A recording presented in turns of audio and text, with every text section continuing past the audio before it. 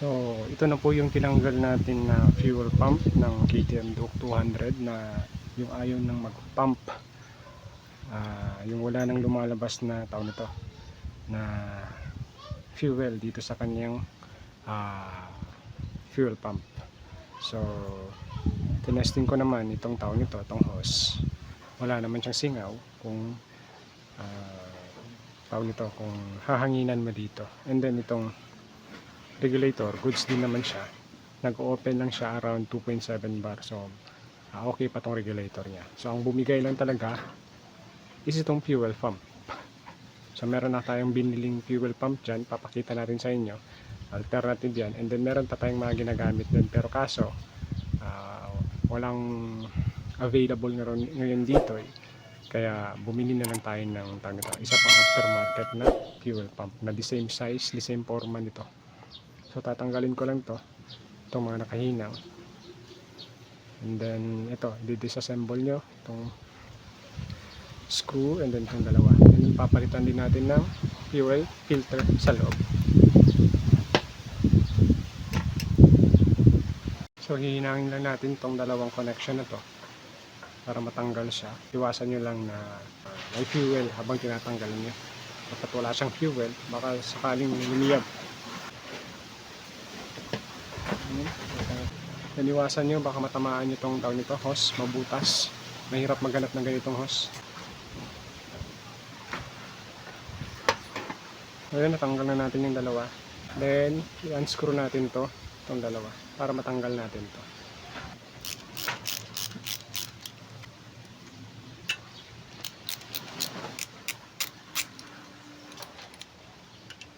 Yun, para matanggal nyo to, need nyo to i-open. Buka nyo to. Itong isa lang yung buka nyo, huwag nyo na itong idamay itong isa. Ito. Then lalabas na to. Para matanggal nyo to, iikot nyo lang to. Yan, tanggal na. Then pwede nyo i-try na hipan to, tapos takpan nyo to, titignan nyo kung merong singaw. Next is kakabit natin yung bagong fuel pump.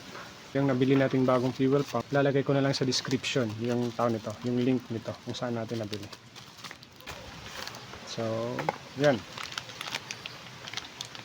Quantum yung kanyang brand ng ginamit natin. Pangit kasi yung last time yung nakatry yung kasama natin ng LP2, parang isang takbuhan lang, pag test niya bigla na lang ayaw umandar ng pump. Bali pangit siya na klase yung LP2. Ito na yung pump na gagamitin natin. So, the same sila ng taba, sukat, forma, lahat is the same. Titignan nyo, the same yan lahat sila.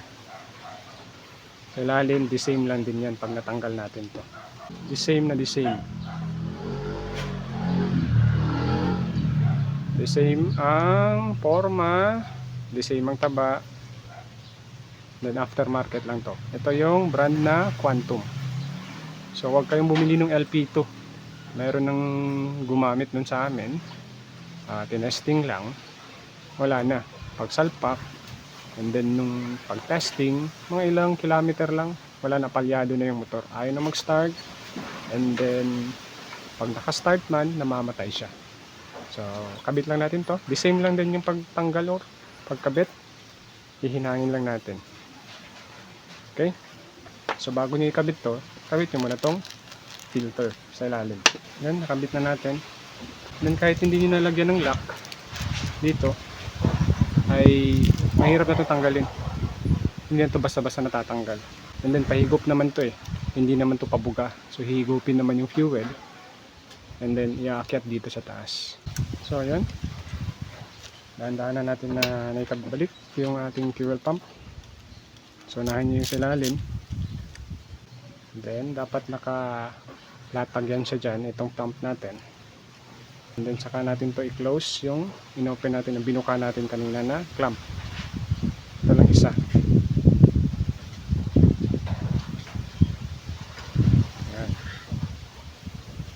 then balik natin yung spacer, yung parang sa gitnang plastic. Hindi na yun makagalaw. And then kabit nyo to, connect nyo lang to, diretso slide.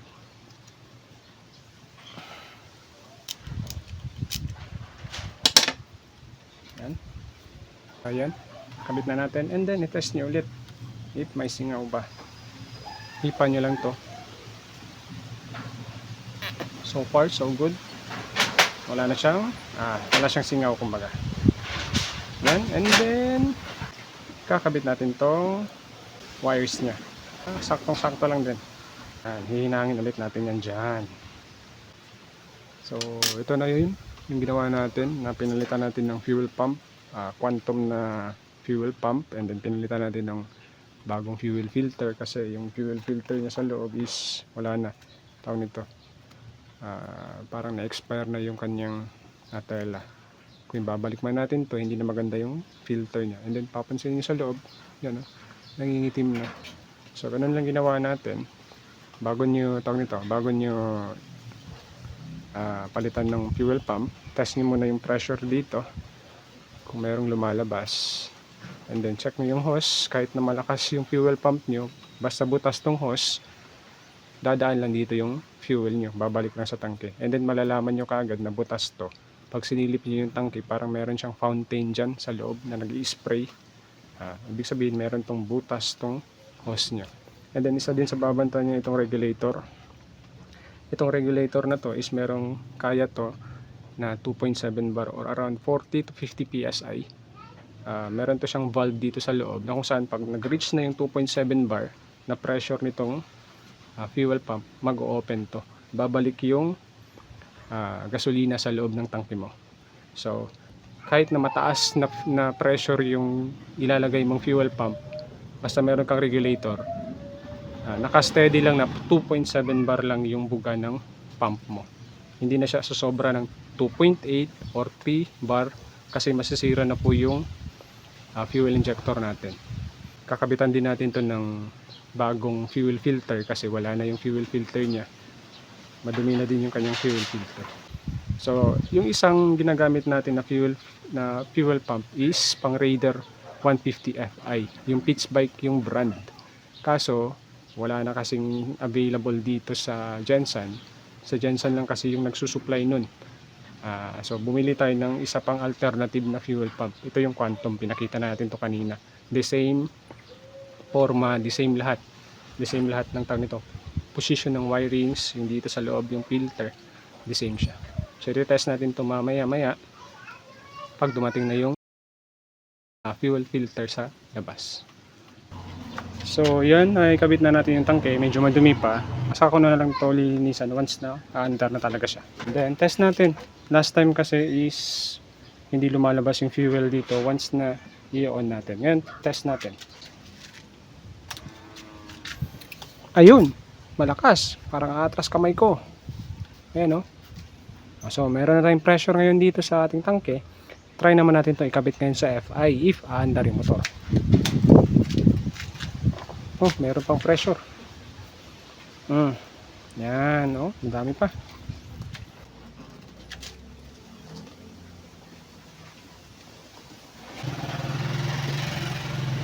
So, kabit natin tong socket. Nice. So, ayan, nag-invite natin yung kanyang tangke. Try natin if aandar.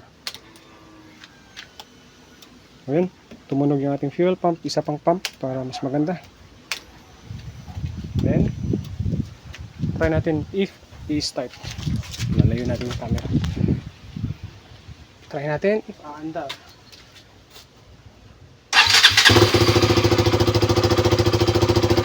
Ayun, umandar. So Quantum na fuel pump, gumagana.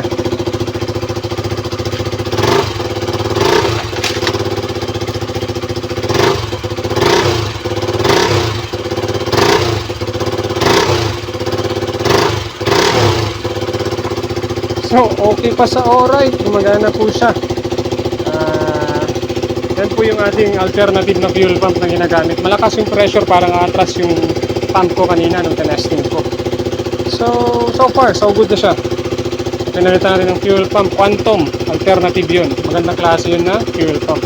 And then, ang mas maganda pa talaga na fuel pump is yung Raider FI na pitch bike. 6.5 or 7.5 bar, mas maganda yun. Hindi siya masyadong maingay yung kanyang pump, tahimik, pero mas malakas yung kanyang pressure. Pero wala pa din hindi pa rin hindi pa din talaga kahit malakas yung PSI or yung bar ng fuel pump is meron naman tayong regulator. Hindi talaga siya as in 7.5 bar. Minimize lang niya sa 2.7 bar yung pressure. So ito na yun. Quantum na fuel pump. Magandang klase na fuel pump to.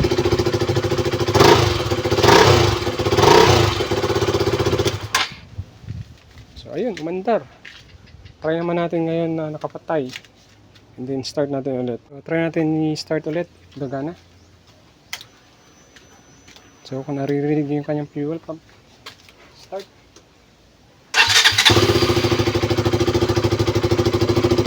Yun, one click.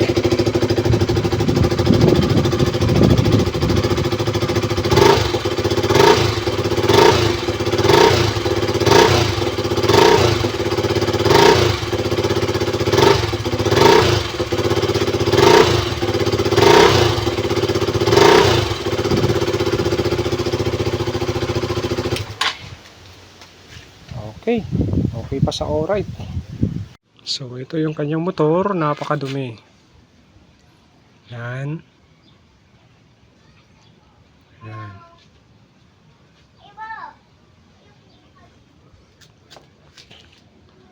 So yan yung ating lilinisin dahil umandar na. Lilinisan natin yan lahat. Tatanggalin natin yan mga namumuong tawag nito. Dumi dito. Tanggalin natin yan lahat.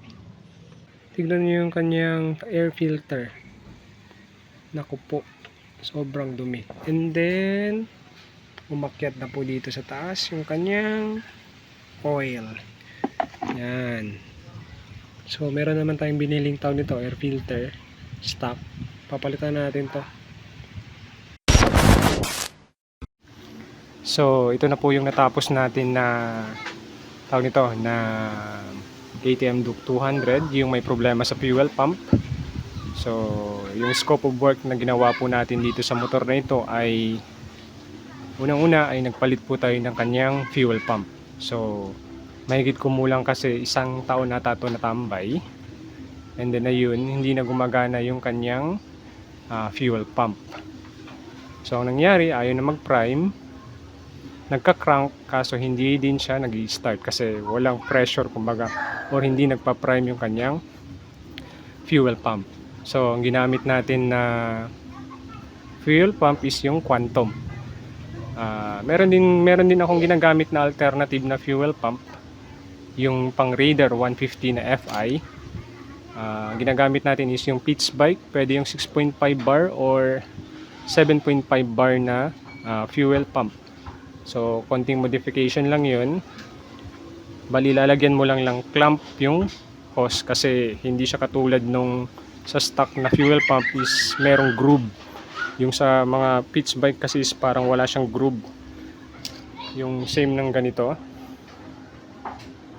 Ito, meron kasi itong groove na kahit na wala na siyang clamp, automatic nagla-lock siya.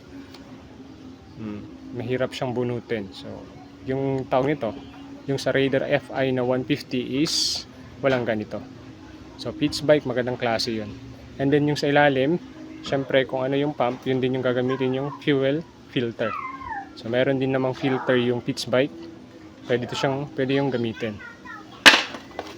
And then next is naglinis tayo ng kanyang fuel injector and then yung kanyang throttle body. So nagpalit din tayo ng kanyang fuel filter sa loob at tawag ito sa labas ng tangke. And then nagpalit din tayo ng spark plug kasi kung napapansin nyo, kulay itim na.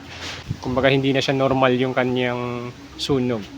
And then nagpalit din tayo ng air filter. So yung kanyang air filter ay sobrang dumi na. gumamit siya ng washable na air filter.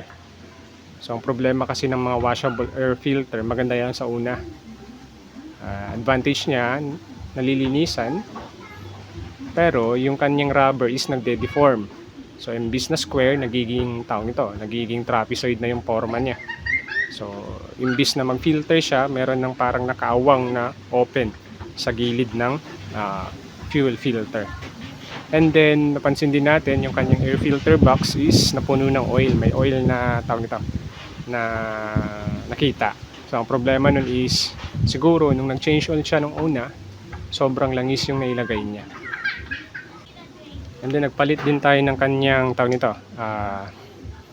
brake and clutch lever. Gawa nga ng wala na, sira na yung kanyang clutch lever.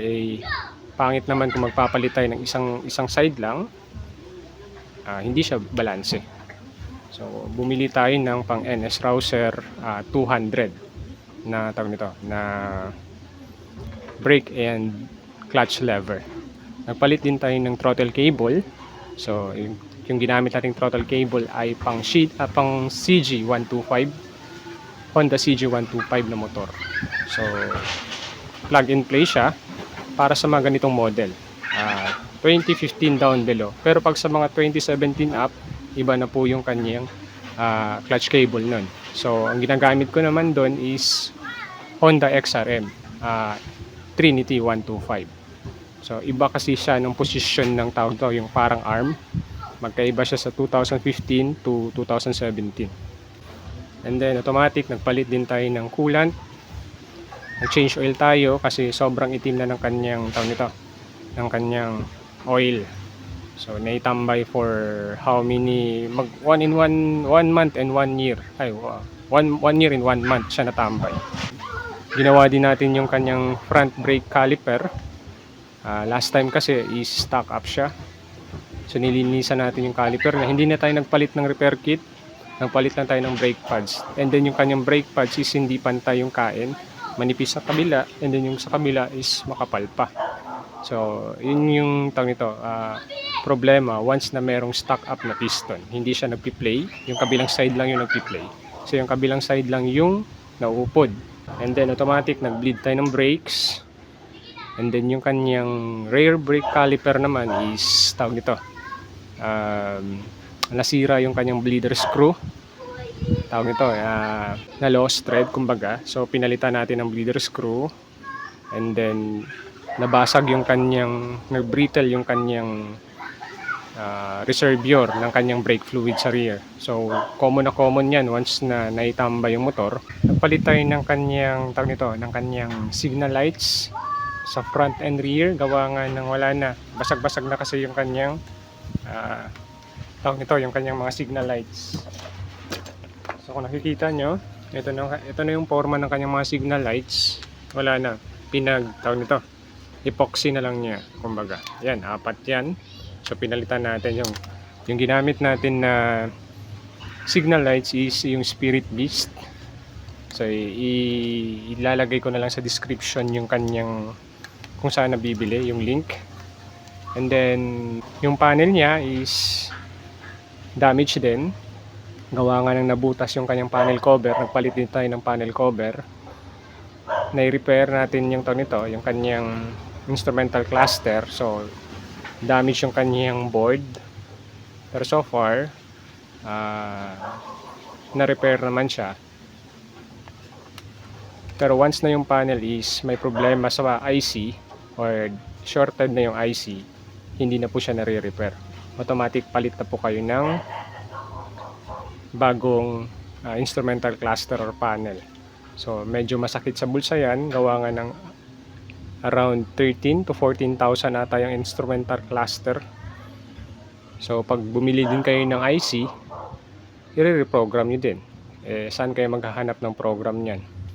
So pag dead yung IC nyo, wala na. Hindi na talagang pwedeng may repair yung panel. Maliban na lang if merong board na sirang-sira na talaga at okay pa yung IC, pwede pa yun ilipat kasi nakaprogram na yung IC na yun. So kahit na 200 or 390 na IC, pwede lang. And then ayun, yung chain niya imbis na papalitan to, sabi ng may-ari, bago pa daw kasi. So hindi na natin pinalitan. Bali, nilagyan na lang natin ng oil. So far, hindi naman siya maingay.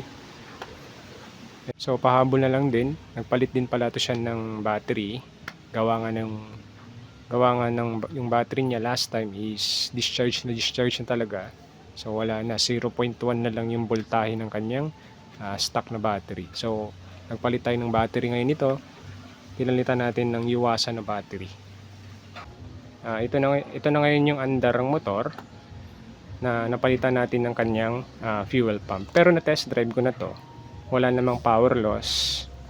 Wala namang tawag nito. Yung minsan kadalasan sa mga fuel pump pag nagka-problema is power loss, namamatay sa idle, and then hard start siya. So ito na ngayon yung andar ng motor nang napalitan na natin yung fuel pump, nalinisan na natin yung kanyang throttle body and FI, nagpalit na tayo ng air filter, and then yung kanyang spark plug.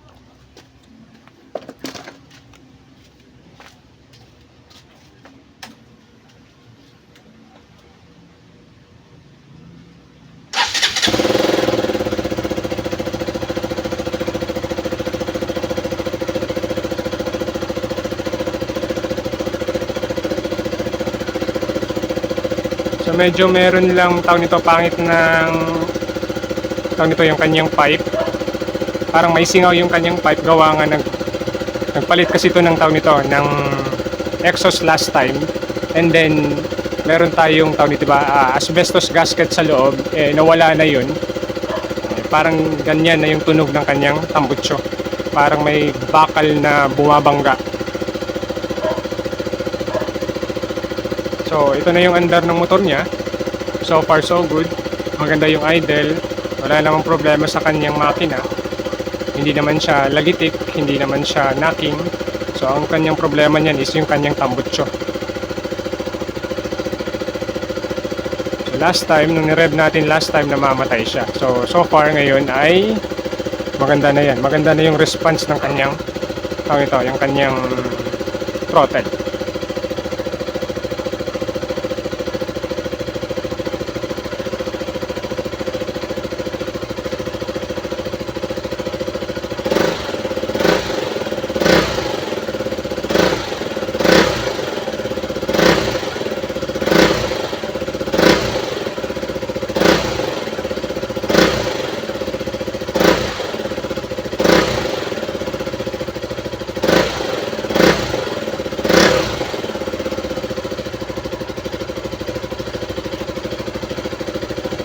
So yun na yun.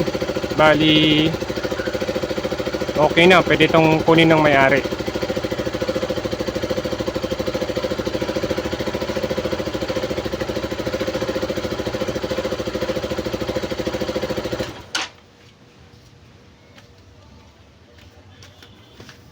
And then lastly pala is naglagay tayo ng voltmeter.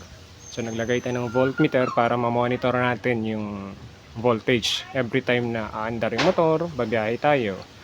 At least meron na tayong tawag nito, na-monitor na natin kung talagang nagcha-charge ba or either hindi na nagcha-charge yung kanyang stator o yung kanyang battery.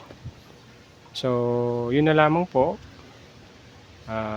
Sana ay nakapulot na naman kayo ng kaalaman sa ginawa nating video ngayon. So automatic yan. Lagi niyong tatandaan, every time na magtatambay or hindi napapaandar yung motor natin, automatic yan, masisira. Number 1 na masisira niyan is yung kanyang fuel pump. Lalong-lalo na pag walang gas. Yung tangke, or kokonti lang yung laman ng tangke. Kahit na 2 to 3 months na itambay yan, at naka-expose sa mainit, ulan na area, masisira po talaga yan yung kanyang fuel pump. Minsan kumakalawang yan, minsan nag-i-stock up na yung motor niya. So, magtataka na lang kayo, crank lang ng crank, ayun na mag-start. And then automatic yan, malulobat din yung battery niya. So pag nagtatambay tayo ng motor, automatic tatanggalin natin yung battery, yung terminal ng battery. Lagyan natin ng gasolina. full tank or either half tank, yung parang nababasa yung kanyang fuel pump. So hanggang sa susunod na lamang na DIY mga ka-orange, mga kapangkan. Ride safe po sa lahat. Peace!